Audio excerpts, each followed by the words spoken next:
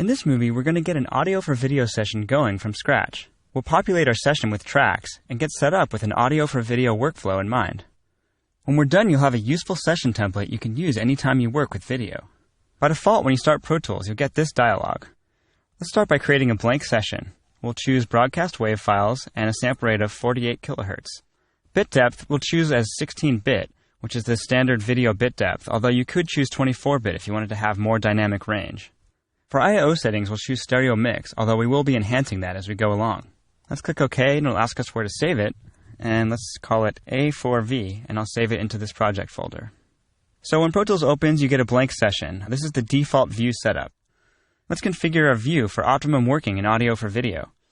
Obviously, you can further customize this to your own taste, but first let's click the green plus arrow to make the window nice and big, and we'll start with the main counter up here. You're going to want to change this to timecode if you're working with video. So that's the first order of operations. Do that. Then we're going to also show a sub counter. We want to see minutes and seconds along with our timecode. Next, let's deal with these rulers. Not all these rulers are going to be useful to us when we're working with audio for video. So we're going to actually take away some of them. We're seeing a lot of different rulers that we won't need. We can remove rulers from our ruler view by Option or Alt-clicking on the names. So let's get rid of tempo, meter, and samples. We'll leave behind just timecode and markers. Next, let's go up to our grid settings. Let's change this to, instead of being 1 second, to 1 frame. And also our nudge values, let's make those a quarter frame. That way we can nudge around and stay within the frame-accurate world, but make finer than 1 frame adjustments when we nudge our regions. I usually get rid of this floating transport window because I can have the same information up top. I can also expand this top transport window by going to Expanded Transport. Then it shows me all the info. The mix window is behind the edit window, and you can always toggle between the two with a handy key command, Command equal or Control equal for Windows users. There's our mix window. I'm going to go ahead and make that nice and big.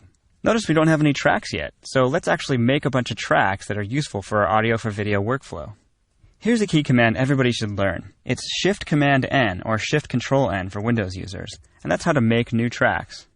So let's start out by making 18 mono audio tracks, and I'm going to click this plus button to create an additional set of tracks.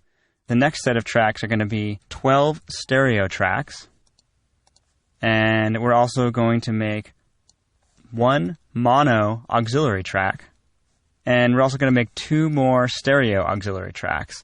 So this will help us populate our session for the kinds of tracks we'll need as we work. So when I hit create, all these tracks will be made, and you can see there's a lot of tracks in the mix window. If we want to, we can go ahead and narrow our mix window view. So go up to View, Narrow Mix. That helps a little bit to fit more tracks on the screen. Here's one other cool tip. It's an undocumented key command tip, and that's to hold Control, Option, and Command on a Mac, which would be Windows, Alt, Control on a PC, and click on any of the meters in the mix window. Then you get wide meters. Kind of cool. You can see your meters better that way. So now we're going to designate and name what the tracks will be used for. So going back to our edit window, we're going to take the first 8 mono tracks, and those are going to become our dialogue tracks. We're going to name them DX 1 through 8. DX is an industry naming convention used for dialogue tracks. So double-click to open the first one, and we're going to name this DX1. And we're going to go through and name the next 7 tracks, so it's going to be DX 1 through 8 total. So there's DX2, and if I hold Command and right arrow, or Control and right arrow, I can go to the next track to name it. DX3, and finally, DX8. The next 4 tracks will be the production sound effects tracks. Let's name them FX Prod 1 through 4. So the first one will be FX_PROD 1, and going on to the next one, FX2.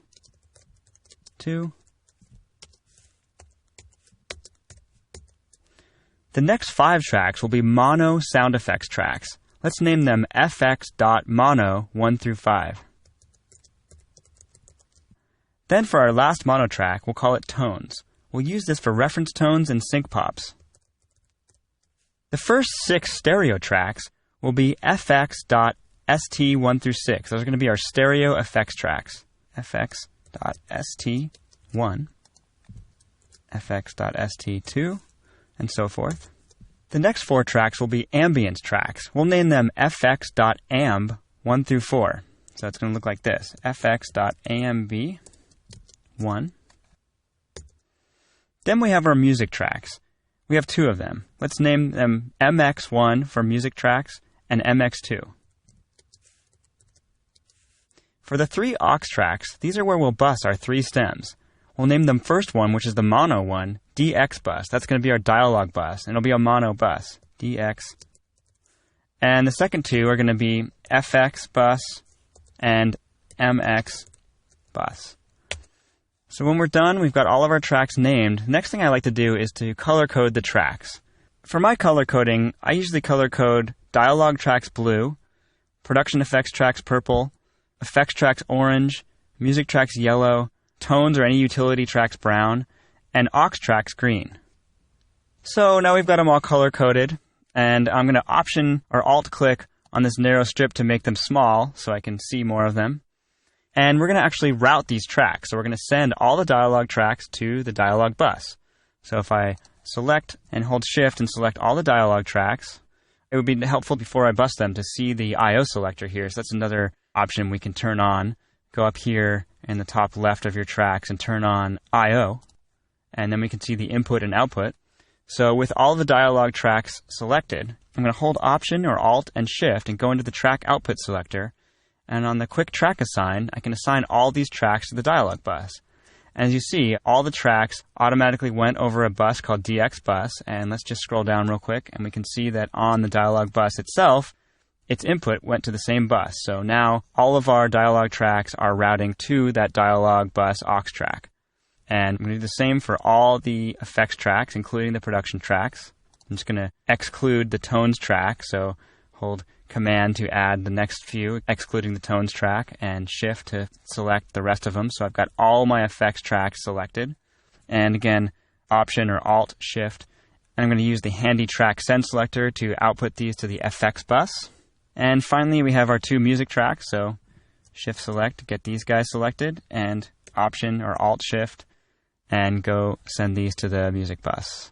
So now we've got all the tracks routed. One thing you want to do here is to solo safe the dialogue, effects, and music bus by holding Command or Control for Windows users on the solo button. And that way, when we solo our tracks out here in our session, it won't mute the bus, so we can hear through. And we have a template. So let's save this. So I'm going to go File, Save.